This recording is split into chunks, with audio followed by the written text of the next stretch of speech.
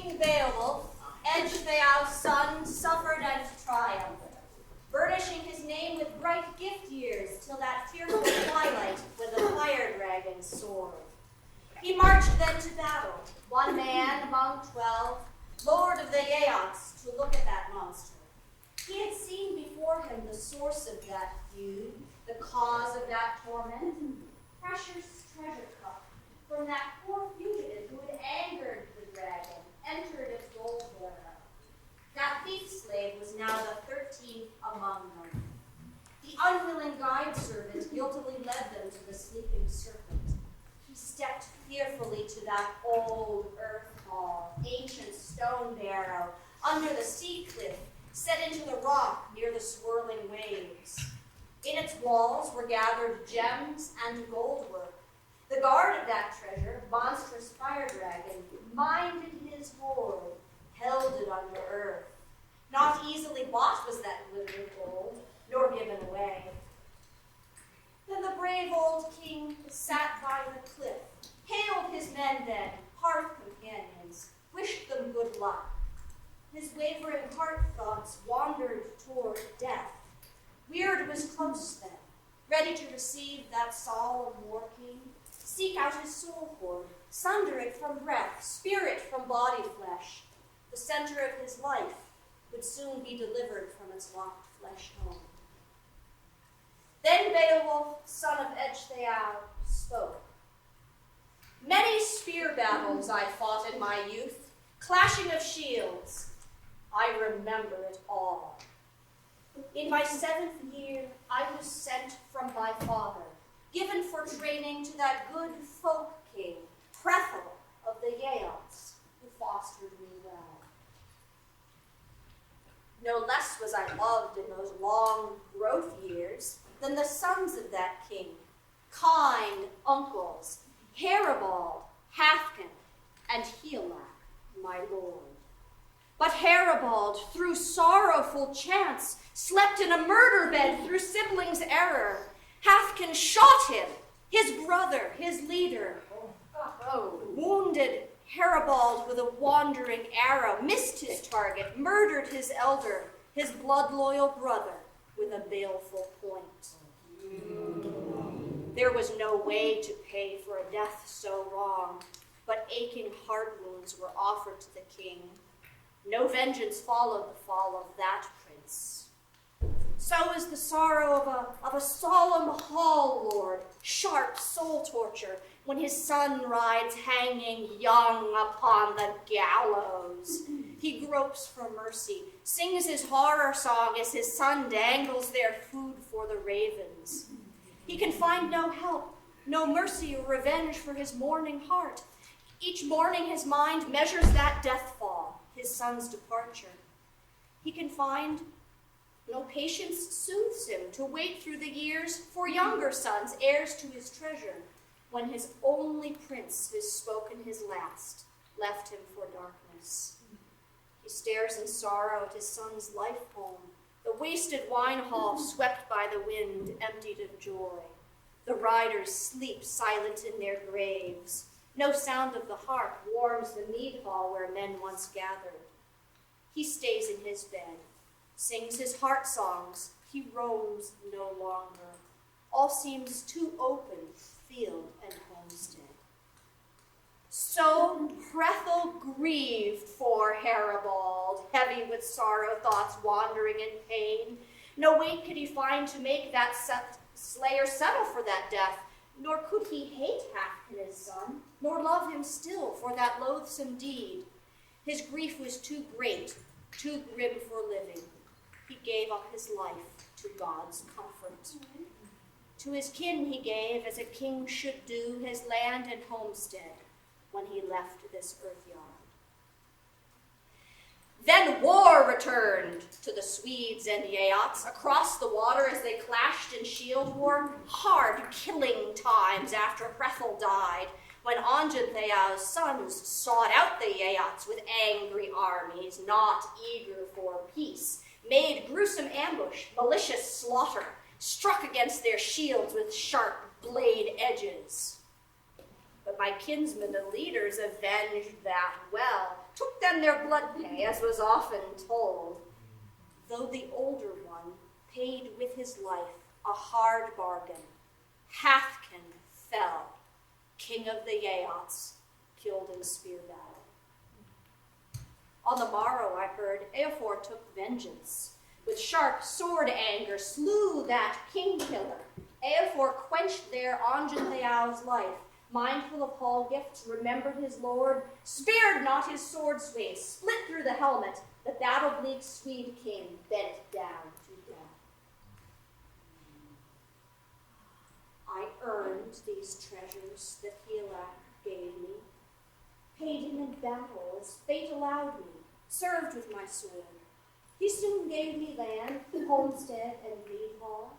He had no reason to search among gift hoss or good spear dames or the Swedish kingdom for servants to this throne, to lavish rewards on a lesser warrior. Always at sword time I stood before them all, guided my shieldmen in clashing battle.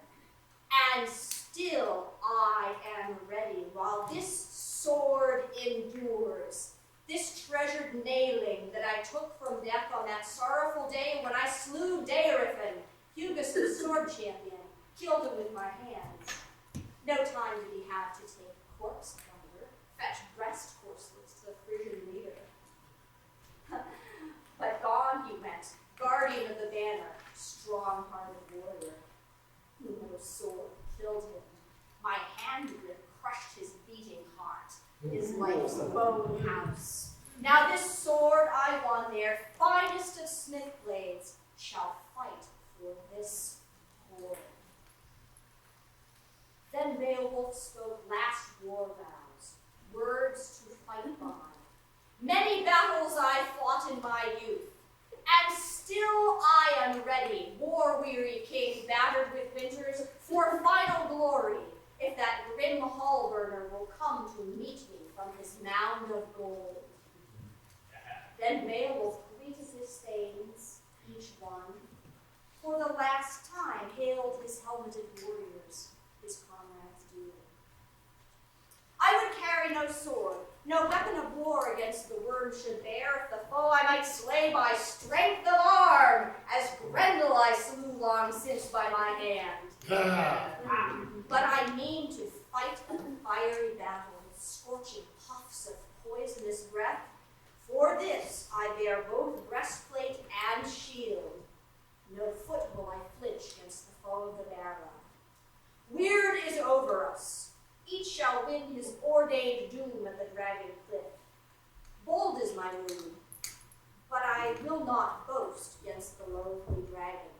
Abide ye here, heroes in harness, hard by the barrow. Strong in your armor the issue will wait. Which of us two our wounds shall survive? Not yours the attempt. The task is mine. It's meant for no man but me alone to measure his might against the monster. I'll get you the gold in glorious fight, or battle death bitter shall bear off your ring. Arose with his shield the shining hero, bold neath his helmet. He bore his harness in under the cliff. Alone he went, himself he trusted, no task for faint heart. Then the brave warrior saw by the wall arches of stone that opened a way. From the rocky gate there rushed a stream, bubbling and boiling with battle fire. So great the heat, no hope was there to come at the horde in the cavern's depths, unscathed by the blast of the scorching dragon. He let his battle cry leap from his breast, stormed the stout heart. Strong and clear through the gloom of the cave his cry went ringing. Hate was aroused. The dragon knew the leader's hail. Too late it was now to parley for peace. The poisonous breath of the monster shot from the mouth of the cave, reeking hot. The hollow earth rumbled.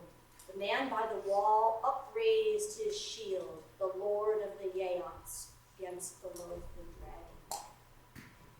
Then kindled for battle the coiled up beast. The king undaunted, with drawn sword stood. Each was so fierce he frightened the other. Towering tall, neath tilted shield, waited the king as the worm coiled back, sudden to spring. So stood he and waited.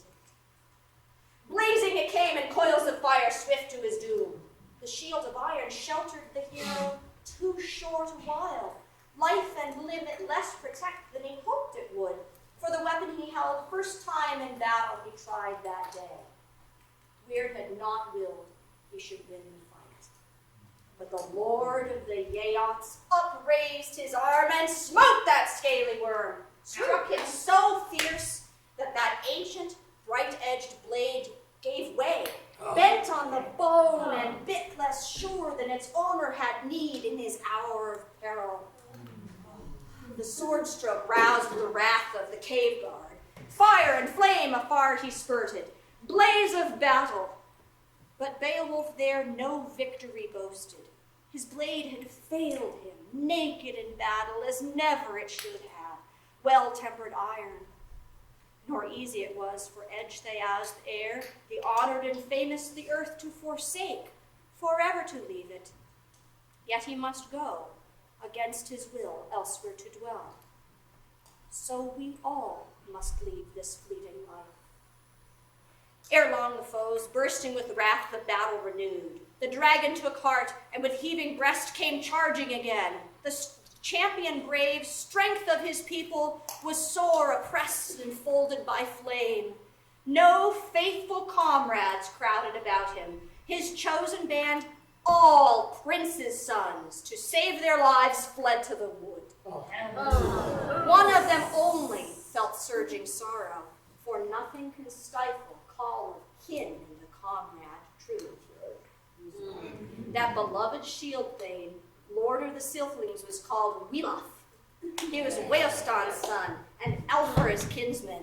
When he saw his king, hard by heat under helmet oppressed, he remembered the gifts he had got of old, lands and wealth of the Waymanding line, folk rights all that his fathers had been.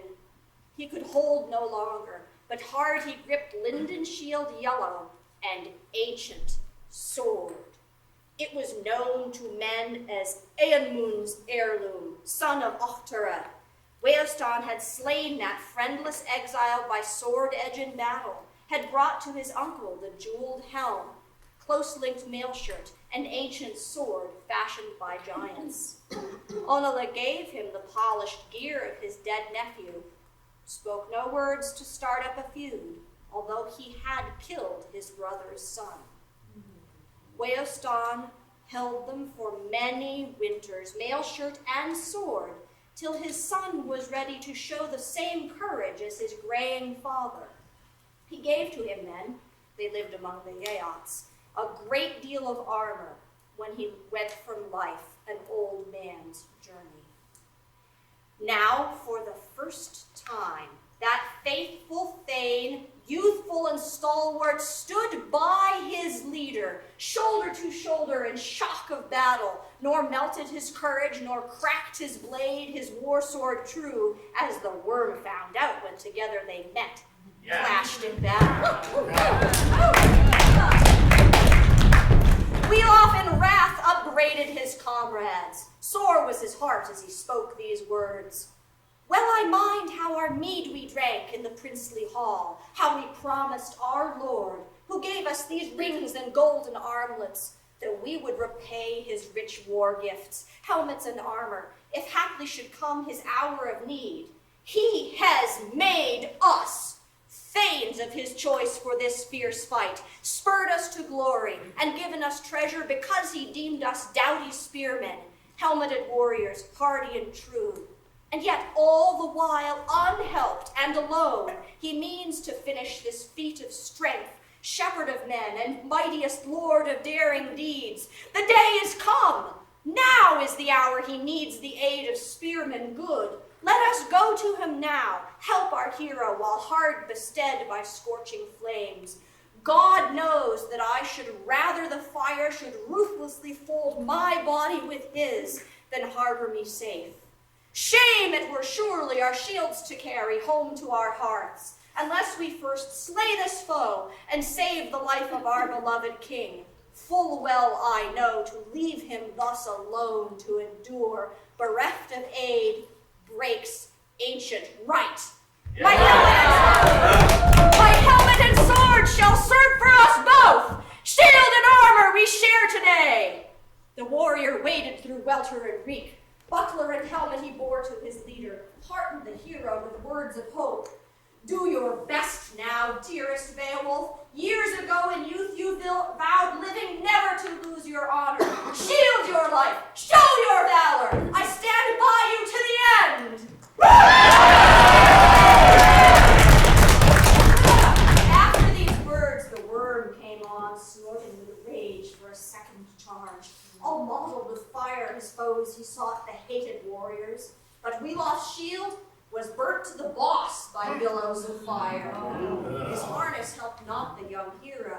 Shelter he found beneath the shield of his kinsman when a crackling blaze had crumbled his own. But mindful of glory, that mighty hero smote again with his matchless sword. Down it hurtled, driven by anger till it stuck in the skull, then snapped the blade. Broken was nailing Beowulf's sword, ancient and gray. 'Twas granted him never to count on edge of iron in battle. His hand was too heavy, too hard his stroke, as I have heard tell. For every blade he brandished in battle, the best gave way, and left him helpless, and sore the stead. Now for a third time neared the destroyer, the fire drake fierce, old feuds remembering, charged at the warrior who wavered an instant. Blazing he came and closed his fangs in Beowulf's throat, and throbbing spurts of lifeblood dark overdrenched the hero. But in that utmost hour of peril, Beowulf showed what stuff he came of. Showing his endurance and dauntless courage. Though burnt was his hand when he backed his kinsman, with head unguarded the good thane charged, thrust from below at the loathly dragon, pierced with the point, then plunged the blade in gleaming bright, till the glow abated, waning low. Ere long the king came to himself, and quickly drew the war knife that hung at his harness side, and cut in two the coiled monster. So felled they the foe and finished him bravely. Together they killed him, the kinsmen too, a noble pair. So needs must do comrades in peril. For the king it proved his uttermost triumph, and the end of his deeds and work in the world.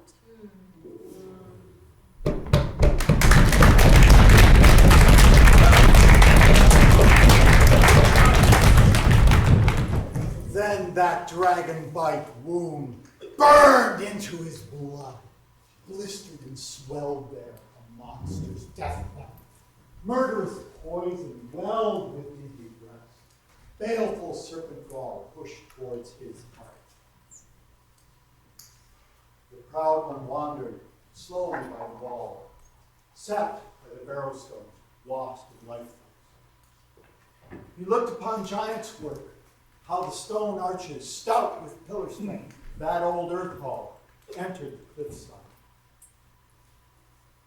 Then with his hands, that heart-loyal thane, laved with water his beloved blood king. Youth knelt by age, yearning to comfort his battle-weary lord, loosened his helmet. Beowulf spoke then, sick with a life wound, mortal slaughter by it. He saw clearly that his long life years could linger no more earth's bright moments. All was departing, the number of his days, death immeasurably came. Now I would give to my good son-child my armor and weapons, if only a land heir had been granted to me, to guard my kingdom, prince of my loins. I have led this people for 50 long winters. No folk king at all, any on this earth, of any neighbor land, would dare come at me with dark battle's rush, goad me with his spears. In this good homeland, I have lived through time fate, looked to my kingdom, sought no treachery, swore no oath lies, warped anger words. For all these things, sick with a life wound, I sing in my heart. The shaper of men cannot shame my going with murder veil of kinsmen at the moment of passing when life darkens. Leave me to rest here, Go to that gold hoard beneath gray cliff rock, beloved Beowulf, while the worm lies cooling, sleeping by swords, stripped of his treasure. Hurry, my warrior. Help me to see that serpent's gold hoard, shining gold collars, bright wonder gems. Bear them before me to ease my heart pain. Help me to leave this life and people that I long have held. Charged by these words, Weohstan's son-child obeyed his beloved, life-weary kinsman, stepped through the stench of stilled dragon breath, entered the rock vault of that ancient barrow.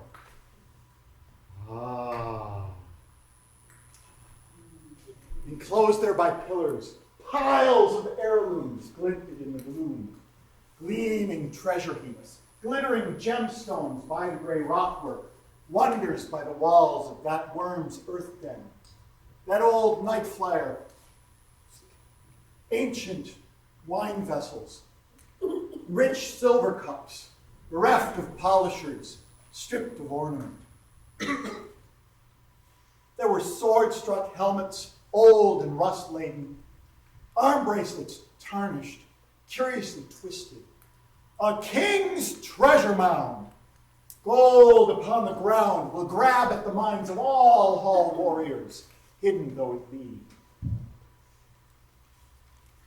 High above that hoard, like a hovering glow lamp, hung a golden banner, greatest of handworks, laced with limcraft. Light shone from it, shined through the darkness, a guide for his eyes to gaze at wonders.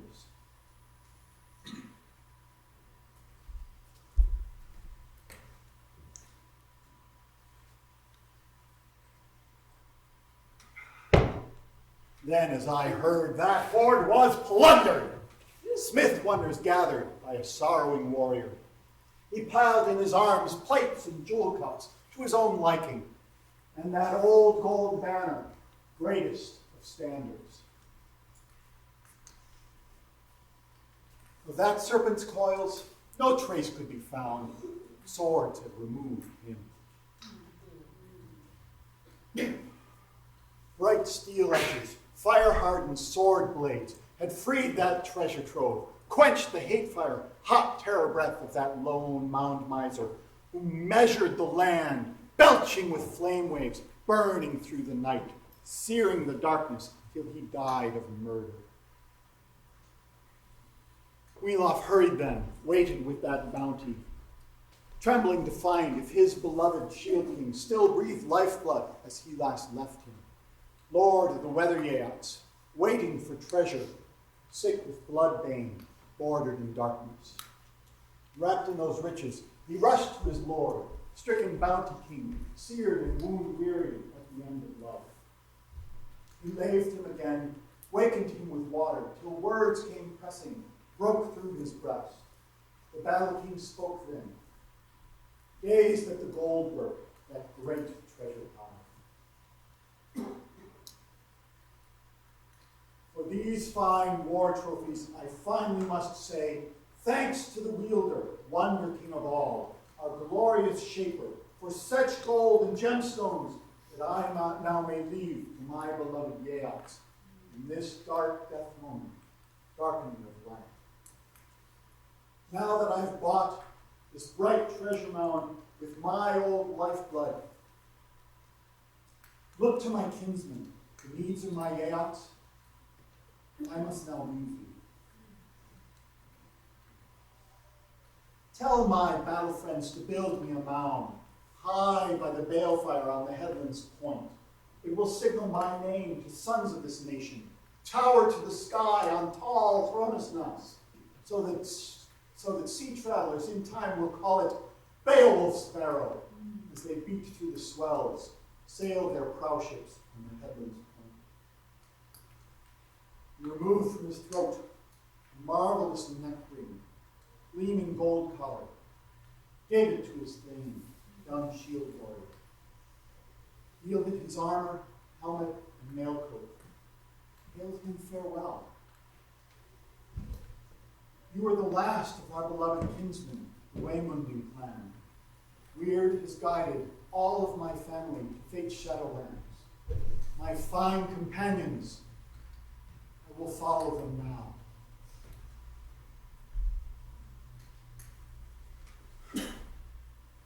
Those words were the last of that long-loved king, his final hard thoughts. For the hot bale fire hung cracked from his breast at last. His soul went seeking safety and praise.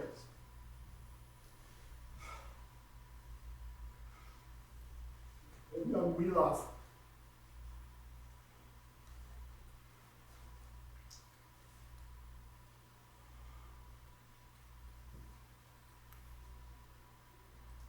young Beowulf, who yearned for his kinsman, wept within his mind as he watched the old one, loved throne warden, lay down his earth years, moments of his life. That monster sprawled there, uncoiled earth dragon, cut down from flight, ended by sword swings.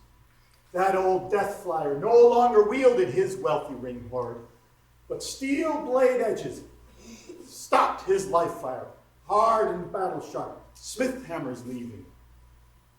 That soaring night flyer, stilled by murder wounds, fell to the earth near that fire-kept treasure. No longer at sunset did he sail with hate flames, roaming the darkness, raging for his cup, scorching the skyways till he died, till he sank at last, hushed by the swordwork of heart-strong warriors.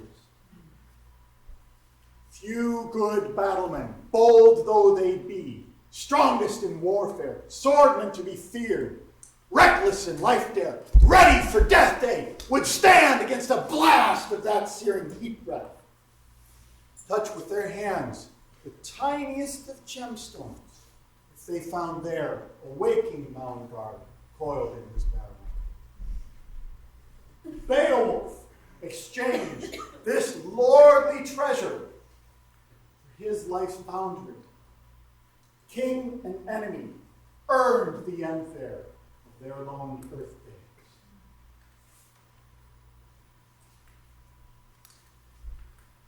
Not long from then, those safe war watchers stole from the woods, cowardly trust breakers, 10 sword shirkers who dared not earlier enter with their shields in that hard moment of their man-lord's need. They came with their swords, shamed war weapons, aching with silence where the old one lay. They looked then at Beowulf, who watched hopelessly, one man alone by his lord's shoulder. He bathed him with water. No blood, no breath came to him. No way could he find, no wishful begging to lengthen the life of that loved gift king and change the measurer's moment of release. The judgment of God will guide the destiny of every man creature as it should be.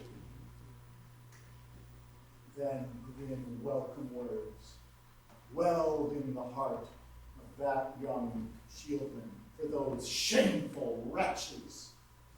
Beowulf spoke then, Weohstan's offspring, grief-heavy warrior, glared at unloved ones.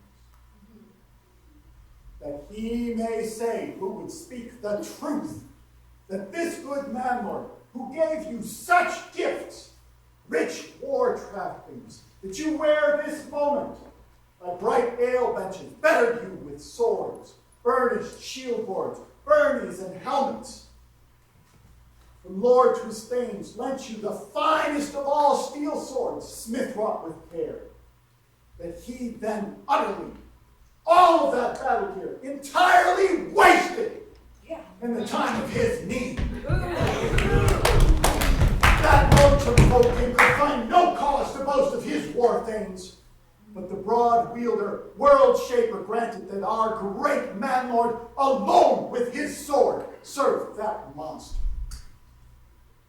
Little of life help could I lend him then, give him in battle, but I gathered my courage over my war strength to aid my kinsman. Always the weaker was that old night flyer when I struck him below. Slackened fire breath flamed from his head. Too few warriors crowded around him. Courage was not great. Now shall treasure gifts, the taking of swords, all homeland joys in the halls of your kinsmen, all happiness cease.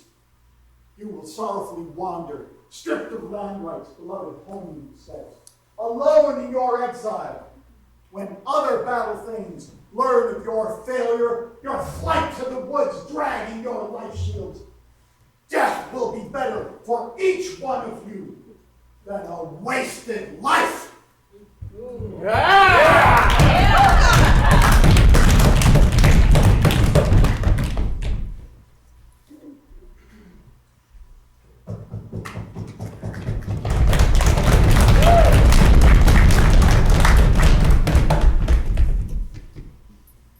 He sent the news then, a solemn messenger up by the cliff edge, where the curious Yeots all morning long mourningly waited, shrouded in fear of the Shaper's will, the end of his life, or unlikely return of their loved All King. He lacked no doom words, that ready news speaker, but rode to the headland and called out clearly to the crowd waiting there. Now is the Gold King of the Yeot landfolk, friend lord to us all, fast in his death sleep, dwelling in peace now through that serpent's teeth. Unflaming lies now that lone night scorcher, sickened by short sword. With sharp nailing, our war-crafty leader could work no life wound on that venomous head. Hard by Beowulf, Beowulf waits for us. Weo stands blood sun, watching over death, holds with sorrow a silent head guard by monster and lord. We will live to see dark slaughter days, when the death of our king is widely heralded over wave-rolling seas to Franks and Frisians. That feud was started fast against Franks when Heorot went forth, sailing with float troops to Frisian territory, till the sword-strong Frisians felled him in battle, gained victory there with greater force fighting, till that best of spear kings, bent down to death, fell among foot troops. No fine gold plunder he brought to our hall, and since that heavy slaughter day, no stern Merovingians have sent us peace tokens. Nor will battle sweet bear us good tidings, wish us goodwill, for it's widely known that stout Oguntheow struck to the life core of Higelac blood brother at Ravenswood, when, eager for power, the proud Yeot force went seeking with spears the Swedish Thane warriors. Soon the old one, Ultra's father, taught them battle lore, turned back their forces, cut down their leader, recaptured his wife, grand throne lady of her gold bereft, Onela and Ultra's old queen mother. Followed them then, fugitive invaders, till I sheltered at last that sorrowful evening in dark Ravenswood, heavy with life loss. He laughed at that army, the leavings of spears, wearied by their wounds. Great woes he promised those wretched survivors, right through the night, said that at dawning with swords' edges he would hew them down. With breaking of day, the sorrowful sorrowful Yeots were consoled once more when they heard Heolac's horn song of challenge. Heartless for survivors when revenge came calling, a band of sword thanes bearing through the woods. Great were the blood tracks of Yeots and Swedes there. Loud shield clashing leapt through the trees as two great armies tried for victory. Then the old Swede lord turned back to his people, took to the shelter, Lord Oguntheow leading them away. He had learned Heolac's hard warrior ways, that proud one's swordcraft. He put no trust in open battle play with the best of the Yeots. Guarded his Cordwell, held there in safety his wife and children. He went to ground them, shielded by earth wall. Then the old Swede lord was hounded once more. Heolac's war banner sailed above them, streamed through the morning when Yeots came rushing, rushed the shield wall.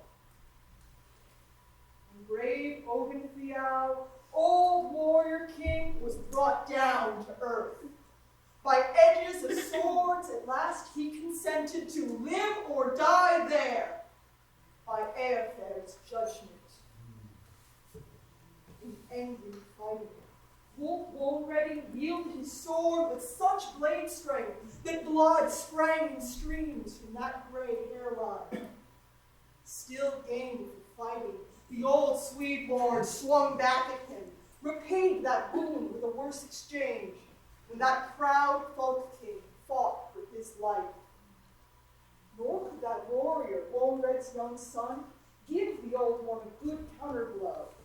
For the Swedish war king slashed through his helmet, stained him with blood, until he bowed at last, fell down to earth.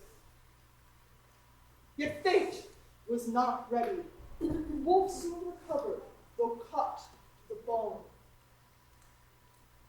Then his helpful blood brother, Heolac's thane, struck with his sword to save his kinsmen, swung his treasure blade and sliced to the gray head through the king's helmet. He crumpled them. Swede folk's guardian slipped down from life. No lack of blade friends broke through the shield wall, bound both in wrappings when warfare allowed them, when they ruled the field in the failing of light. Then the Yeots' hallmaster, great Rethral's son, called to the gift throne those two good thane brothers, gave Wolf and Eofer wondrous treasure gifts, gave each to hold 100,000 of land and gold rings. No good hall thane could envy that treasure earned with hard strength. And Eofer gave his only daughter, a princess for valor and a pledge of favor. For that we will pay. That is the feud, the warlust of men, for which I expect the Swedish people will seek us out on learning that Beowulf, our beloved war king, lies lifeless now. His last breath moments vanished into time. A tale for mead benches, songs for a king who crushed hell monsters, stepped up to the throne and served his people there, held high his promise. Now haste would be best, that we go to find him, guide him at last from that fire-black field where he fell deathwards. Those fine gold treasures will melt with his heart. That mighty dragon's hoard shall all go with him, grimly purchased with his own lifeblood. Yeah. For the last time now, he has paid for gold rings. Pyre flames shall eat them. Flame roof shall thatch them. No thane No dressed hall maidens shall wear on their bosoms wound gold necklaces, but grief will adorn them, of gold love bereft, as they wander in exile through alien domains. Now that our Lord has laid down his laughter, songs, and Paul joys. Now spears will be lifted, grim and mourning cold, gripped in frost-numbed hands. No harp sweet sounding will waken bench warriors. The black gleaming raven, circling with fate, will say many things. Describe to the eagle ample corpse banquets, and how he shared with the wolf wondrous slaughter meals. So that grim messenger gave his report, his unfrivolous news, nor did he lie much in words or warnings. Warriors all rose, uneagerly shuffled under Arnaness, lagging with sorrow to look upon death. They found on the sand their soulless gift lord, still and wordless there, who had served and ruled them for 50 winters. The final life day had come to the good one. The Yeot's hall master, dear warrior king, died a wonder death. There they discovered that cooling fire stake stretched upon the field, seething no more in foul flame death, flying no more with burning bellows, blackened with death. 50 long feet was his full length measure stretched upon that fire field. He'd flown in hate joy, seared through the nights, then soared at daybreak to that gray rock den. Now death stilled him, ended his slumber in that stony barrow. By him were heaped bracelets and gem cups, jeweled gold dishes, ancient treasure swords, darkened with rust from their deep earth home, 1,000 winters walled against light. Those ancient heirlooms held much first power, rare old goldwork wrapped in a spell. No one might touch them, those nameless stone riches, no good or bad man, unless God himself, the great glory king, might give to someone to open that hoard, that heap of treasure. A certain warrior who seemed meet to him.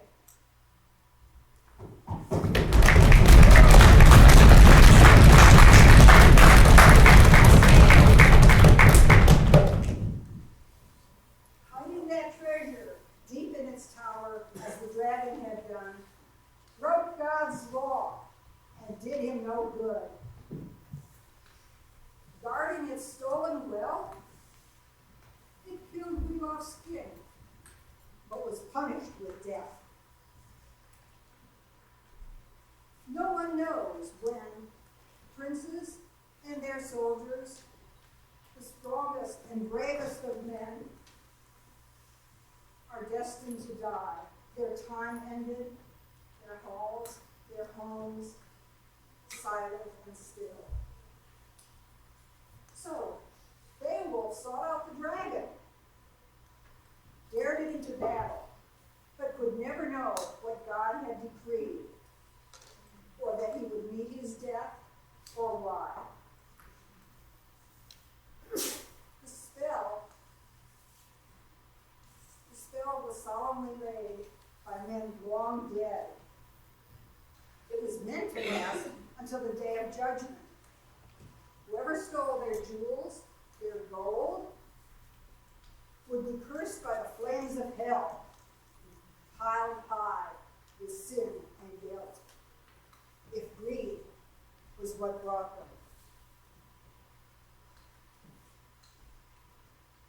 God alone can break that magic, open his grace to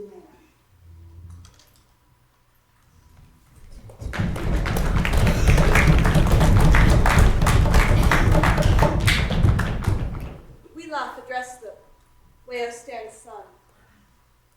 Often many earls must suffer misery through the will of one, as we do now. We could not persuade our beloved leader, our kingdom's shepherd, by any counsel, not to attack that horde keeper, to let him lie where long he had lain, dwelling in his cave till the end of the world. He held to his fate. Now that horde has been opened at a terrible cost.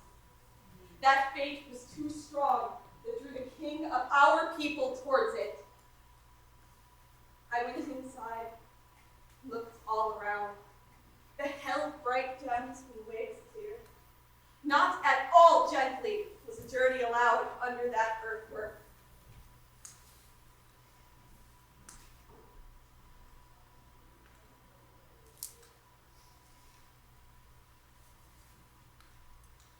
I quickly seized a huge load of treasure, rich hoard goods, piled in my arms, carried them out, back to my king. He was still living then, had his wits about him. He spoke of many things, old in his sorrow, bade me address you, ordered that you built him a burial mound on the site of his pyre, high and famous for your friend's deeds. For he was the best, the worthiest warrior in all the world, for as long as he enjoyed the wealth of his stronghold. Let us hurry now, make a second journey to see the horde, that marvel in the cave. I shall lead you, so that you may examine the rings close at hand, see enough broad gold. Make ready the beard. Have it ready quickly when we come out again. And so carry our Lord, our beloved man, to where he must lie, long in God's company.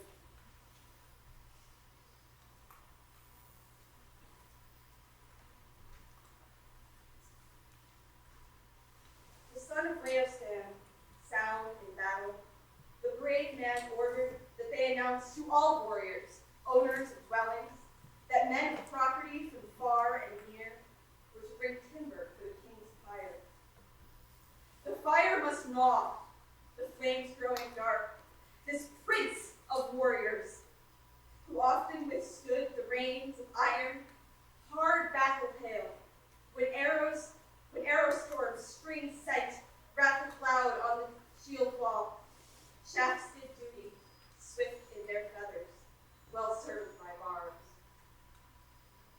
And then the wise man, son of Weohstan, chose from the council the best men there, 7 king's thanes in the gathered band. The 8 of them went down to Barrow, beneath the evil roof. He who led them held a torch, firelight in hand. No lots were drawn over that board. Once the men saw how every part of it lay unguarded throughout the hall, gold wasted away. Little they mourned that hasty plunder of precious goods, but carried them out, then pushed the dragon over the cliff wall, gave to the waves that board keeper. Let the sea shake him. Then the twisted gold was loaded on a cart. Incredible wealth. And a noble warrior, the gray-haired king, was carried to Walesford.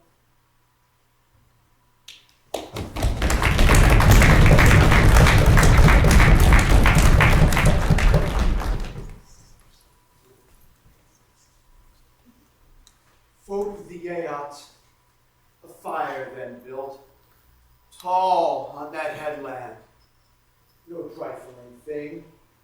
Hung it with helms, hung their war shields and bright burnings. Such boon he asked.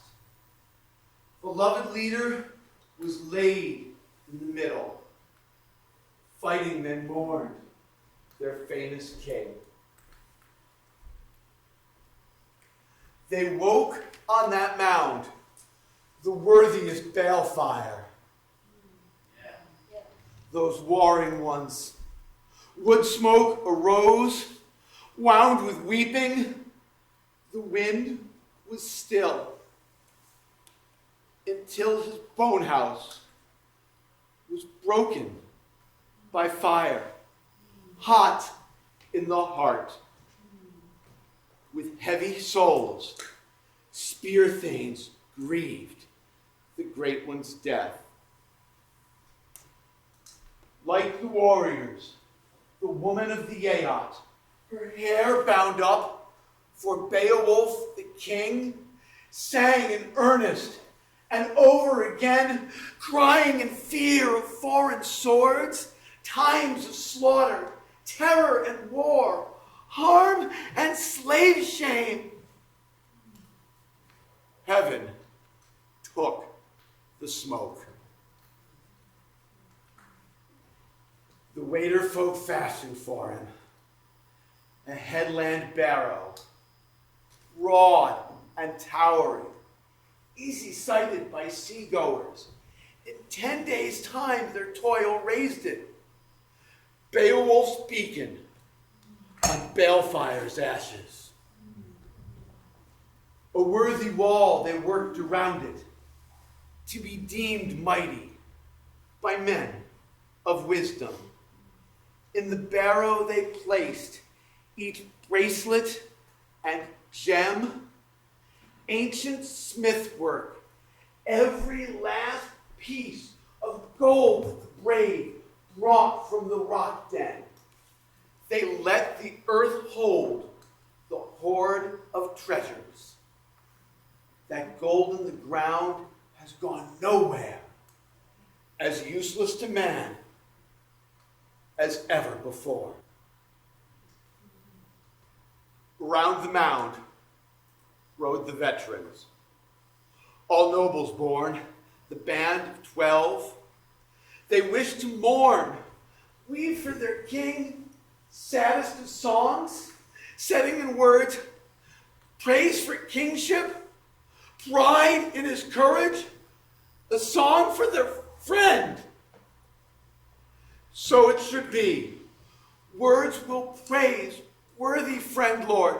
Love the man's soul when sundered free. Life breath fleeing, led from flesh home.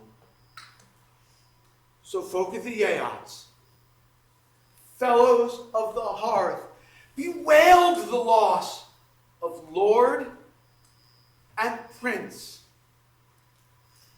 He was, they said, of all world kings, the mildest of men, the most peaceful, to Yeots most gentle, most yearning for praise.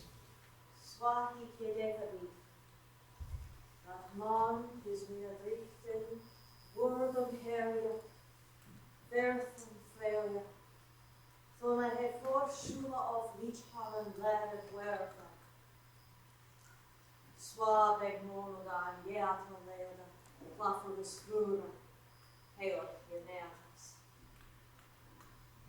Quadam, that he wear a world coming mana mildest on Mount Werst. Level Lethos on Lof Yernos.